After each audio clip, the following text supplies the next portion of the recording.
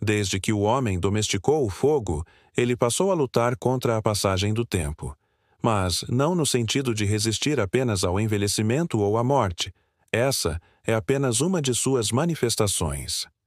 O verdadeiro inimigo que ele enfrenta é o tempo como processo natural, como demora sagrada, como maturação espontânea das coisas. Tudo aquilo que exige paciência, ritmo, estações, trabalho lento e a escuta silenciosa da natureza é visto, hoje, como um obstáculo. E quando o tempo natural se torna obstáculo, o resultado inevitável é a criação de uma cópia rápida, prática, artificial. Um vinho de proveta. O vinho, em sua essência, é um símbolo ancestral do sagrado. É o sangue dos deuses, a bebida dos reis, o elo entre o humano e o divino.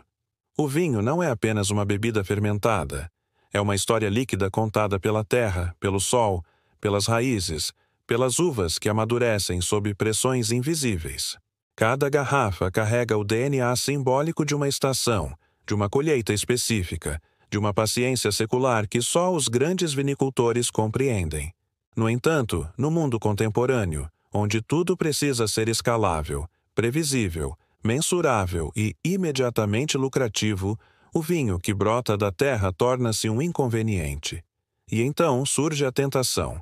Fabricar o vinho em laboratório, sintetizar sua essência, simular seus aromas, condensar sua complexidade em fórmulas estáveis.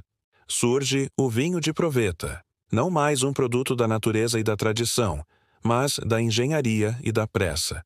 A metáfora se expande rapidamente para além da enologia. O vinho de proveta é o novo humano, a nova cultura, o novo amor, a nova ética, a nova política, a nova espiritualidade. Tudo aquilo que antes exigia rituais, limites, silêncios e comunhão com o incontrolável, agora é imitado por fórmulas de laboratório. A religião vira técnica de coaching. A filosofia vira um post de Instagram. A amizade vira um algoritmo de afinidade.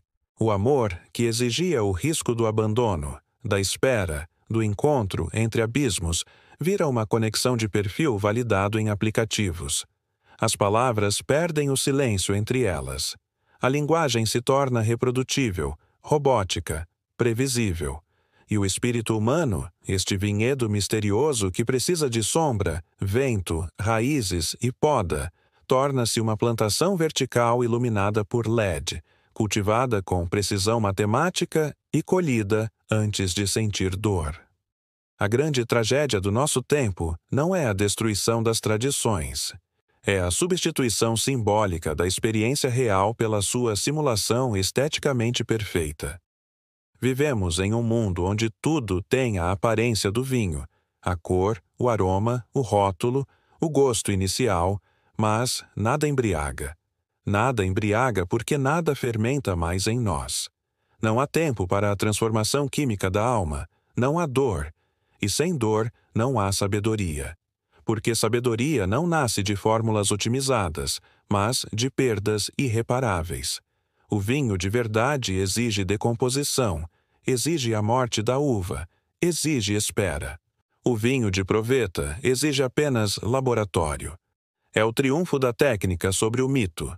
Essa substituição, no entanto, não acontece de forma violenta. Pelo contrário, ela é sedutora, porque o vinho de proveta não traz risco. Ele não precisa de terra fértil. Ele pode ser produzido em qualquer lugar, por qualquer um, em qualquer quantidade. Ele é democrático, barato, acessível. E por isso mesmo, ele é perigoso. Porque aquilo que não exige iniciação não transforma. Aquilo que não custa tempo não molda caráter. Aquilo que não exige perda não gera valor. E nesse ponto, entramos numa dimensão mais profunda do problema. O ser humano contemporâneo já não quer ser transformado. Ele quer apenas simular a transformação. Assim como há vinhos que não envelhecem mais em barris de carvalho, mas em tanques de aço e com aditivos químicos que aceleram o sabor de décadas, há também experiências humanas que foram convertidas em atalhos emocionais. O luto virou um post com hashtag. A maternidade virou um feed estilizado. A contemplação virou um áudio de meditação guiada de 3 minutos. A sabedoria virou uma frase de efeito com fundo azul. O vinho de proveta é a alma líquida de uma era que rejeita o invisível porque não se pode escanear. Ele é o símbolo do mundo que quer manter a forma sem enfrentar a essência. Queremos o perfume do vinho, mas não suportamos mais a dor da fermentação. Nietzsche já antecipava esse espírito quando dizia que a cultura moderna não suporta mais os processos de transvaloração. Em vez de produzir novos valores, contenta-se em substituir os antigos por versões estéticas, desprovidas de força interior. O vinho, para Nietzsche, é também símbolo da vitalidade dionisíaca, da embriaguez que rompe a rigidez apolínea, que dissolve as formas, que lança o homem no abismo da criação e da destruição. Mas o vinho de proveta é uma caricatura dessa embriaguez. Ele é previsível, contido, domesticado. Ele não derruba, não transforma, não queima. Ele apenas conforta com a ilusão da experiência. Carl Jung também entenderia essa metáfora com clareza brutal. Para Jung, a transformação psíquica só ocorre quando o ego se rende aos processos do inconsciente, quando desce ao útero simbólico do self e se permite ser desfigurado, dissolvido, remodelado. É a alquimia da alma. Mas o sujeito moderno, acostumado ao controle e à previsibilidade, não entra mais no caldeirão. Ele quer a individuação sem passar pela sombra, quer a transcendência sem cruzar o deserto. E então ele simula. Cria rituais vazios, técnicas mentais, espiritualidade pasteurizada. Cria vinho de proveta da alma. E como tudo no símbolo tem sua contrapartida concreta, o mundo físico acompanha esse declínio. Perdemos o solo, a agricultura vira hidroponia, a comida vira pó, o corpo vira interface. A história da humanidade é também a história da relação entre o homem e a natureza. Desde os mitos mais antigos, o vinho era uma forma de participar do sagrado cíclico da terra. Era necessário cultivar, podar, esperar, colher, pisar, fermentar. Era uma dança entre a ação humana e a entrega ao mistério. Mas o mundo moderno não dança mais com a natureza. Ele a sequestra. E quando ela não pode mais dar o que se espera, ela é substituída. O vinho de proveta é a metáfora última do antropoceno. Não é mais necessário esperar a chuva, respeitar o solo, ouvir o vento.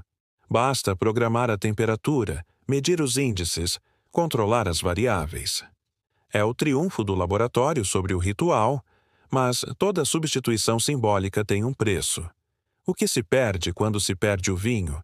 Perde-se a memória do tempo. Perde-se a experiência da espera. Perde-se o sagrado da transformação lenta. Perde-se a humildade diante do imprevisível.